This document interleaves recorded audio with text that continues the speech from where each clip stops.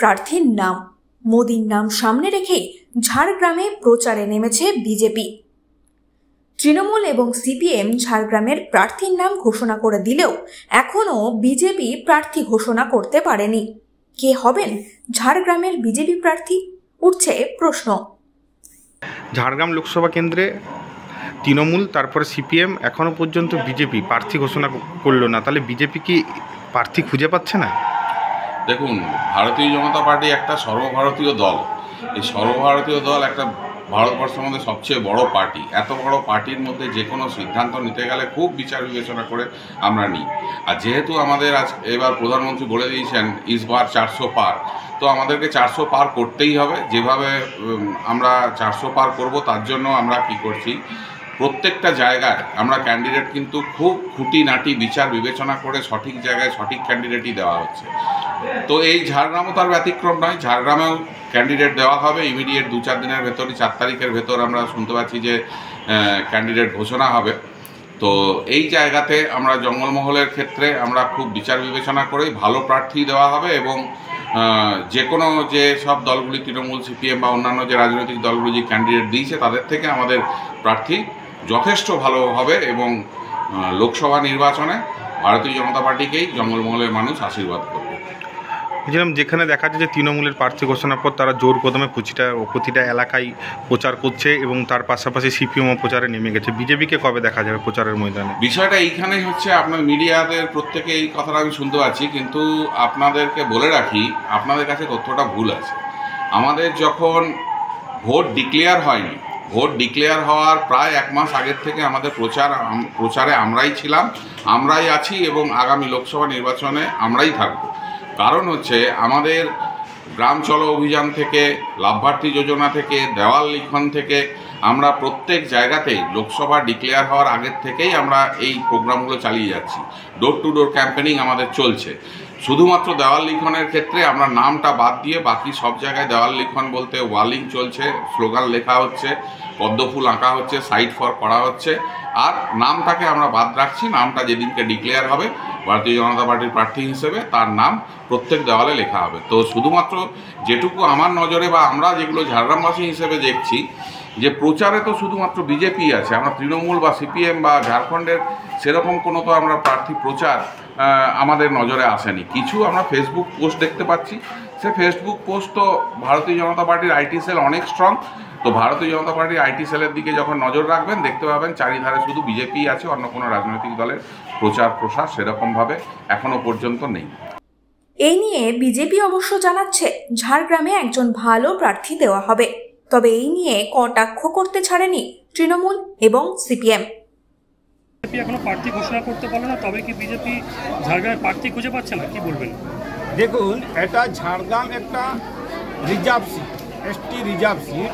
কারণ আমাদের নেত্রী মমতা বন্দ্যোপাধ্যায় এবং অভিষেক বন্দ্যোপাধ্যায়, আমাদের সম্মানীয় কালীপদ সোরেন, যিনি আদিবাসী মানুষের কাছে খেরওয়াল সোরেন নামে সুখ্যাত, তো এত ব্যক্তিত্ব মানুষকে প্রার্থী করার পর বিজেপির মাথা ঘুরে গেছে, বিজেপি ঘাবড়ে গেছে যে এত ওয়েটফুল প্রার্থীর সঙ্গে কোন প্রার্থী দিলে যুদ্ধের ময়দানে কিছুটা কাছাকাছি পৌঁছানো যায়।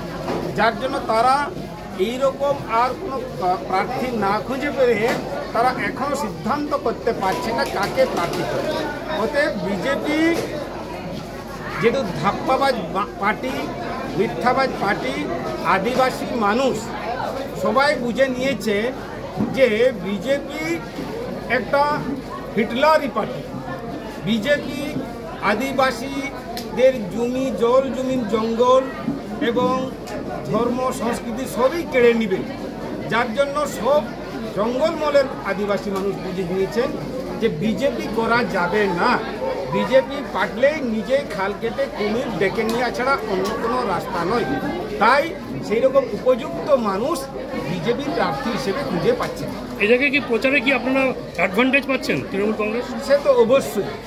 সে তো অবশ্যই তারা এখনও এতগুলো তারা দুদফায় প্রার্থীর নাম ঘোষণা করে দিয়েছে।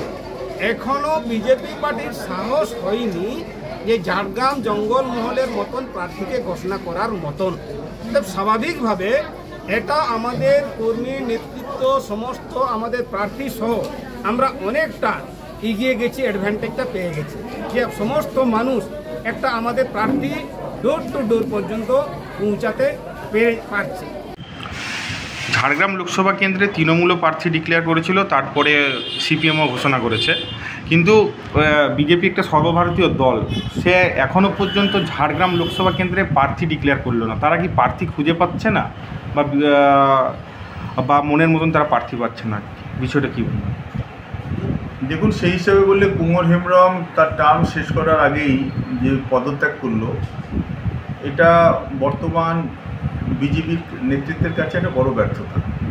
এটা হওয়া উচিত হয়নি, কারণ 5 বছর আগে যে সমস্ত কথা বলে জনগণের কাছ থেকে তারা ভোট ভিক্ষা করেছিল, নির্বাচনের মুখে তার জবাব না দিয়ে পালিয়ে যাওয়া, এর দায় বিজেপি অস্বীকার করতে পারে। তৃণমূল তাদের প্রার্থী ঘোষণা করেছে, আমরা ব্রাহ্মণগতভাবে আমাদের প্রার্থী ঘোষণা করেছি। আমার মনে হয় বিজেপি তো জাতপাতের অঙ্ক কষেই রাজনীতি করতে চায়, এবং সেটাই ওদের সারা ভারতবর্ষে একটা চলছে। হয়তো সেই অঙ্কে এখানে হচ্ছে সাঁওতালরা রয়েছে, ভূমিজরা রয়েছে, কর্মীদের মধ্যে একটা অসন্তোষ রয়েছে দুটো সরকারের বিরুদ্ধে, সাধারণ মানুষের ক্ষোভ রয়েছে, ফলে ওরা সমীকরণ একটা করেই হয়তো ক্যান্ডিডেট খোঁজার চেষ্টা করছে। এটাও হতে পারে। বাজারে একজনের নাম শোনা যাচ্ছে, প্রণত টুডু, ডক্টর প্রণত টুডু, কিন্তু এখনও তো দেখছি ডিক্লেয়ার করছে না। আমার মনে হয় জাতপাতের অঙ্ক কষেই ওরা রাজনীতিতে ওদের ক্যান্ডিডেটটা ফেলতে চাইছে।